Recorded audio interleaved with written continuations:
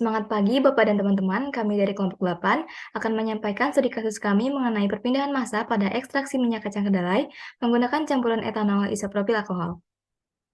Berikut merupakan anggota dari kelompok 8. Outline presentasi dapat dilihat pada selindia berikut. Larut organik seperti NHexana berasal dari minyak bumi dan memiliki dampak buruk bagi kesehatan dan lingkungan. Pelarut alkohol seperti etanol dan isopropil alkohol hadir sebagai pelarut alternatif potensial. Campuran keduanya dapat digunakan sebagai pelarut dan dapat diterapkan untuk memperkirakan parameter perpindahan massa. Tujuan studi kasus ini yaitu menentukan nilai koefisien perpindahan massa dan koefisien difusivitas efektif pada proses ekstraksi minyak kacang kedelai dengan variasi fraksi etanol dan variasi temperatur terlihat pada selindia. Selanjutnya bagian teori dasar. Yang pertama, ada perpindahan massa atau disebut juga mass transfer yang diartikan sebagai perpindahan salah satu unsur dari daerah dengan konsentrasi lebih tinggi ke lebih rendah.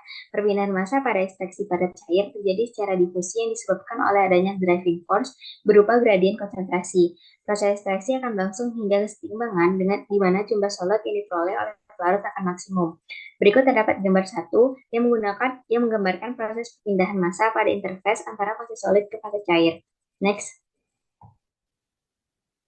Selanjutnya ada koefisien perpindahan massa, yaitu ukuran kemudahan suatu massa senyawa untuk berpindah. Koefisien perpindahan massa pada ekstraksi pada cair dalam tangki berpengaruh dipengaruhi oleh faktor-faktor yang terlihat pada salindia berikut. Selanjutnya, mengenai koefisien difusi efektif, yaitu ukuran kemudahan senyawa A yang diangkut dalam matriks katalis dan sangat bergantung pada struktur paripadatan, dengan rumus yang dapat dilihat pada salindia. Next.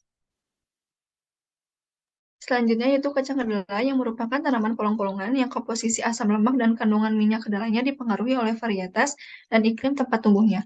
Kemudian minyak kedelai memiliki kadar asam lemak jenuh sekitar 15%, sehingga mampu menjadi pengganti lemak dan minyak dengan kadar asam lemak jenuh tinggi. Next.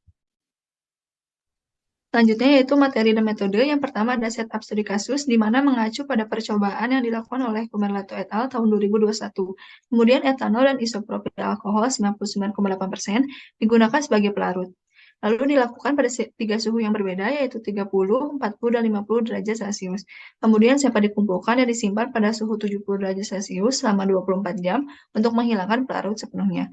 Kemudian yang terakhir yaitu sampel ditimbang dan hasil ekstraksi dihitung. Next. Untuk perhitungan parameter koefisien perpindahan massa dan koefisien difusivitas diperkirakan menggunakan algoritma optimasi dan data eksperimen. Kedua parameter ini disesuaikan dengan model nonlinear, di mana Kumerlato et al. Tahun 2021 menyatakan bahwa kedua koefisien cocok dengan persamaan model nonlinear berikut yang dapat dilihat pada selindia pada persamaan 2. Next. Untuk subbab pertama, yaitu nilai koefisien perpindahan massa. Nilai koefisien perpindahan massa untuk setiap variasi suhu dapat dilihat pada gambar 2, dan menyatakan bahwa nilai koefisien perpindahan massa yang menurun terjadi dengan seiringnya peningkatan fraksi etanol. Etanol lebih padat dan kurang kental dibandingkan isopropil alkohol menyebabkan bilangan Reynolds, fraksi etanol, bilangan Sherwood meningkat, dan viskositas menurun. Semakin meningkatnya suhu, maka nilai koefisien perpindahan massa akan ikut meningkat. Suhu optimum ditentukan dengan menyeimbangkan koefisien perpindahan massa dan efisiensi pemisahannya. Next.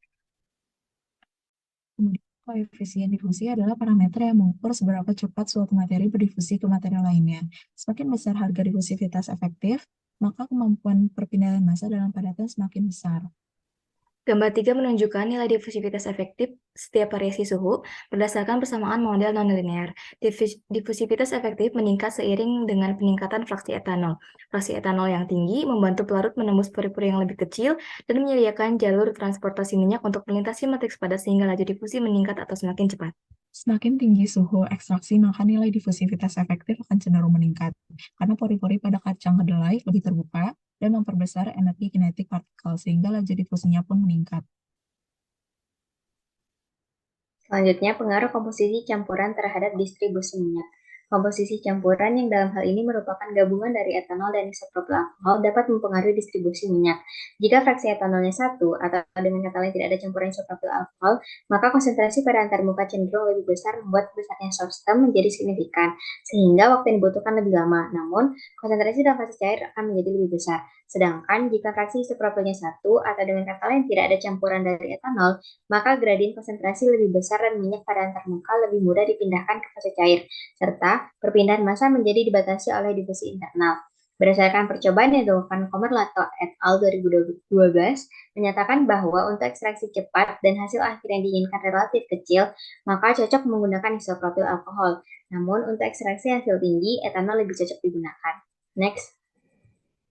Kemudian untuk kesimpulan, berdasarkan hasil studi kasus yang telah dilakukan, seluruh perhitungan telah sesuai dengan literatur oleh Komerlato et al. Tahun 2021. Koefisien perpindahan massa turun signifikan seiring dengan meningkatnya fraksi etanol, ukuran partikel, suhu, dan laju alir. Kemudian difusi efektivitas ini meningkat seiring dengan peningkatan fraksi etanol dan juga suhu. Berikut adalah referensi yang digunakan berupa jurnal utama dan jurnal pendukung yang terlihat pada Salindia. Kemudian untuk selebihnya, terima kasih.